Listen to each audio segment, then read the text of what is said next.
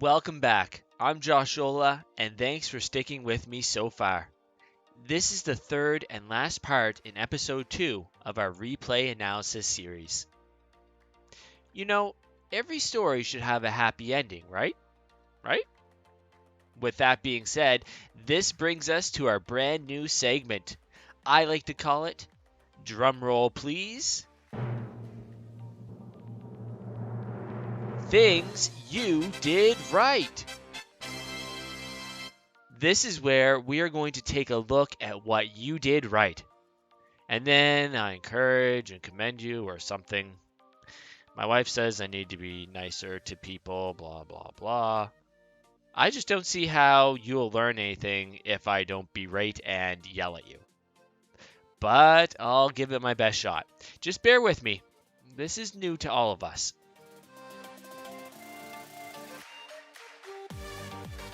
All right, the first thing we're going to look at that you did right, or well, comes at about 3 minutes into the game. It took you 3 minutes to do something right. No, I kid, I swear I'm going to be nice. Okay, so let's watch. We're going to watch how you rotate the goal and also your positioning in goal. So let's roll it. Okay, we're rotating back. We go towards that back post. We slide into the goal and we stop right there. So something I noted throughout the game, not just in this one replay, was that your positioning in goal is often quite good. So what I mean by that is if we jump out of our player cam here and we go into fly cam, we get a look over here. Let's talk about goal positioning a little bit. So your position in there, we can see you're pointing out towards the ball, this direction. You've given up a little bit of space here, but that's okay because it's much more likely if the shot comes in, it's going to be on this side of the net. So we're respecting where the shot will more likely be. And a lot of times when you play defense, you're going to say in your mind, look, I'm going to leave this part of the goal open, but I'm going to spend my time covering this half over here because it's a lot more likely. If you want to hit that shot, go right ahead, but that's a hard, pretty impressive shot to hit. So we kind of give that respect to a certain degree. Also, you're behind the goal line. We do not want to rotate in and be in front of the goal line out here at all for two reasons. One, it gives you a lot less time to prepare and save the ball. You're not going to be able to get any momentum on it if you're way out here. You're simply going to be going straight up. So you have more time when you're further away from the ball. And two, if the ball were to say come in and go towards the backboard right here, and you're out on the field right here, and you go up to try to get that, there's a chance that ball is going to hit you as you go up and simply bounce back in and you're going to own goal. Same time, you're not too far back into goal. Your positioning is pretty good. Maybe a little bit further up and maybe a little bit further back here would be perfect, but it's quite good. So those are a few things to note. We don't want to be too deep into goal. We don't want to be past the goal line outside of goal, and we want to be closer to the back post. But generally speaking, good positioning throughout the game in your goal line defense. The second thing you did right, which I saw a lot happening in this game, we're going to see a really good example of in this next replay. It's going to show your patience and your mindset in this game. One thing that I really took away from this is you play a lot like a twos player, not a threes player, meaning that you stay on the ground a lot. You're a little bit more patient with the play, whereas three players are really, really speedy, too speedy sometimes, and just want to aerial and hit the ball as soon as they possibly can. So that can be an advantage or a disadvantage. In this next clip, we're going to see how that could have been a really good advantage. So let's roll it and see what happens. So the blue guy hits the ball. It's coming across the field a little bit. We rotate out to go for it.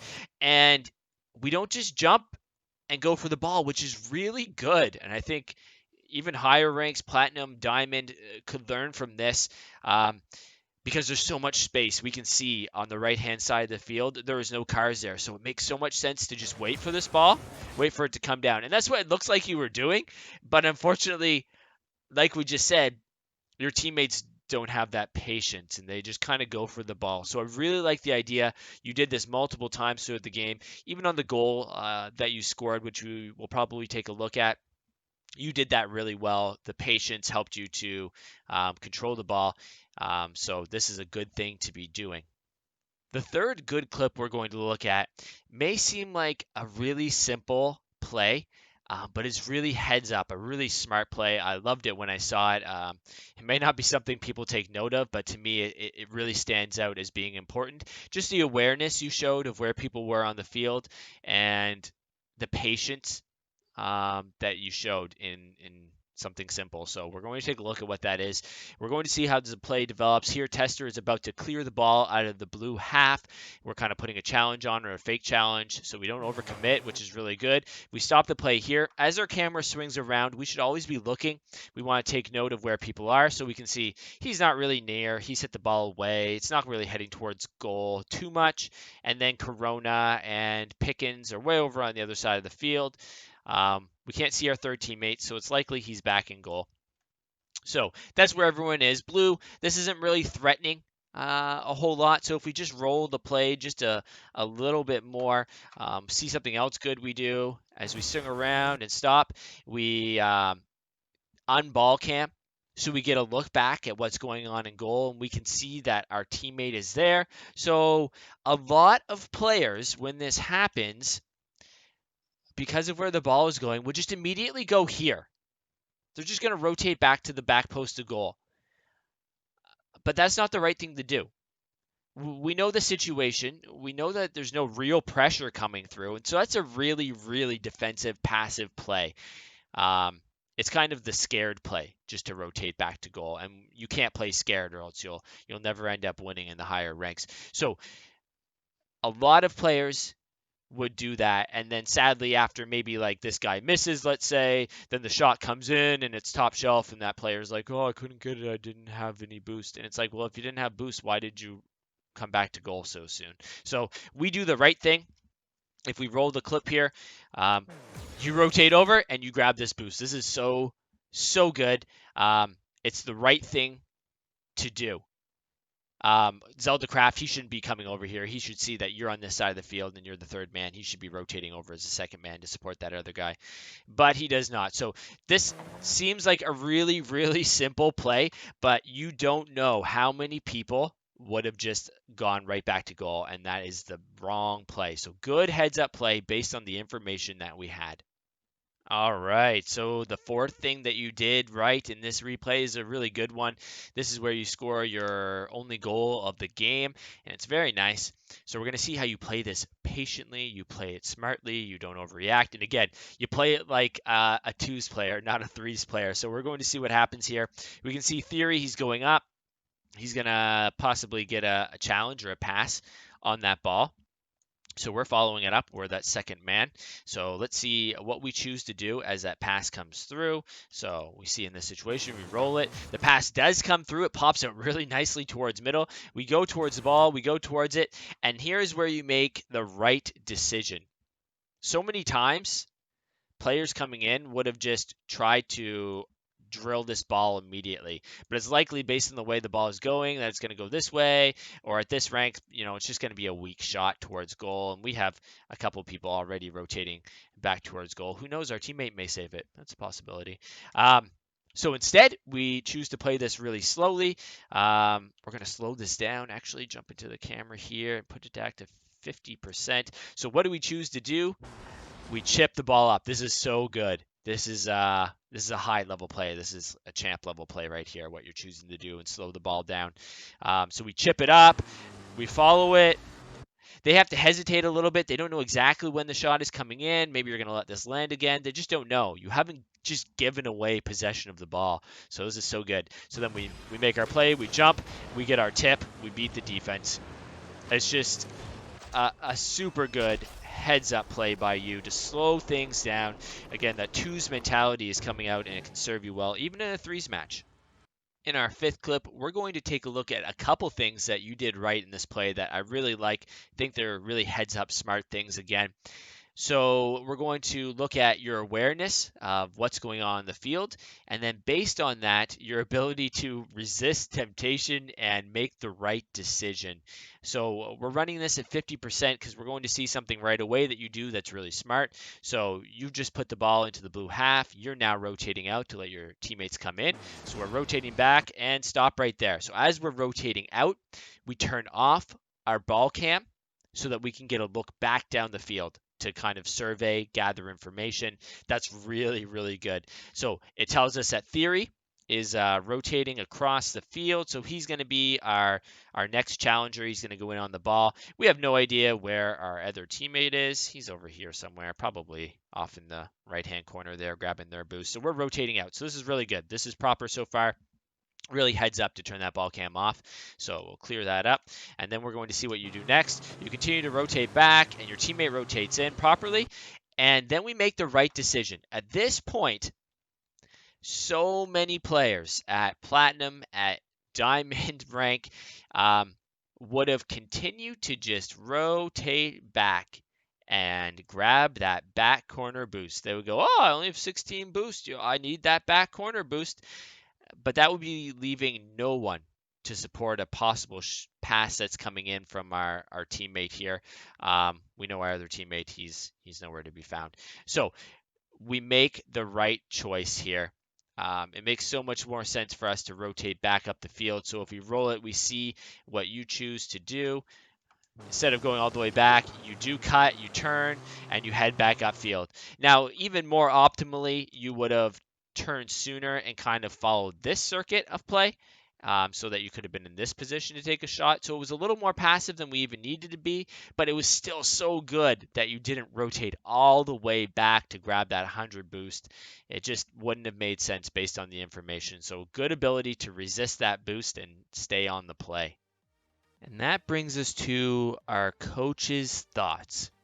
So let's take a look at some of our strengths and some of our weaknesses that stood out in this game. For your strengths first, I noticed, and I didn't get to highlight this a whole lot, but just throughout watching the replay in its entirety, that you had really good boost management. That being, you weren't using boost unnecessarily as you were moving around the field, not wasting it. And you also did a pretty good job picking up those small boost pads. And like we saw in one of our clips, a good job knowing when you should or shouldn't go for that boost. So good job on boost management.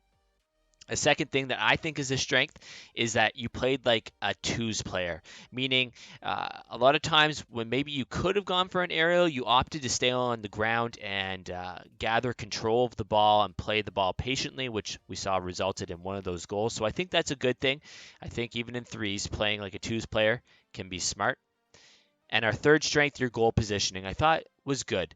It could use a little bit more improvement, but a lot of the times you're rotating properly behind that goal line towards the back post, pointing out of goal towards the ball, ready to attack and make those clears. So nice job on those things. So let's look at some of our weaknesses. And I think out of everything, the strengths and weaknesses, the thing that stood out to me the most this whole game is not trusting our teammates. And this seemed to happen a lot, mostly when there was pressure being applied on defense. When you were rotating back, a lot of times it was very clear that you had a teammate in position, but you didn't trust them at all. And it caused you to dive in and commit with them or cut rotations or even almost dunk your own teammates, possibly could have resulted in an own goal. So I understand that our teammates don't always rotate properly. They don't position themselves the way that they should sometimes, and that can cause us to lose trust in our teammates. But at those key moments, we just have to. We're going to lose more games because of it than win more games. So we've got to develop a level of trust for our teammates when they're in the proper position. Second weakness that stood out was, again, the double commits and triple commits primarily on defense. So this stems from the top one of not trusting our teammates. So we should be so focused. To me, I would rather let the enemy team score than double commit with my teammate saying there's a possibility of saving it. I'd rather do the right thing and do my job and let my teammate do his, because I've seen more often than not a teammate will double commit because he thinks his teammate's not going to save it, and then the other team just misses the shot, or the teammate does actually get the save, and then there's no one there to follow up. So just do your job, be ready to follow up your teammates' touch, and be ready to trust. So we don't have those double and triple commits, because that's when we're going to get scored on, especially as we continue to rank up, is when we make those double and triple commits. Third, this is the thing that mechanically, I guess, stood out to me. Um, there was a couple times when a half flip would have came into play really nice. So I didn't see those. That doesn't mean you can't do them. I'm not sure, but if you can't, definitely check out some other YouTube tutorials and practice your half flips. And the other thing was aerials. I know you can aerial from playing with you and seeing other games, but sometimes when I think an aerial might have been a better choice, you stayed on the ground, and so maybe that stems from not as much confidence in your aerial play. So if that is the case, practice those aerials. Just hit up some training and practice your takeoffs, your double jump aerials, your fast aerials. Practice those a little bit without half or backflipping, I should say. So those are just a few of my takeaways from watching this game. Focus on those areas. If anything, I would say focus on trusting your teammates a little bit more, avoiding those double commits. That's the most important thing. And I think if you can improve those, you'll see yourself get at least another rank or two higher without having to improve many other things. So keep it up. Well, it's about time to wrap things up. I'd like to thank Unseen first of all. From watching the replay and looking at his teammates, I can definitely say that he played above the rank he's at. So just clean up some of those few mistakes that we talked about, and I can see you hitting plat and beyond in no time at all. I'd also like to say that I wouldn't be able to make all these videos without those replay submissions, so keep them coming. It's much appreciated. I really enjoy making these, and I hope you guys are enjoying them as well. That's it for me. My name is Josh Ola. Thanks for letting me be your coach today. Stay grounded, guys.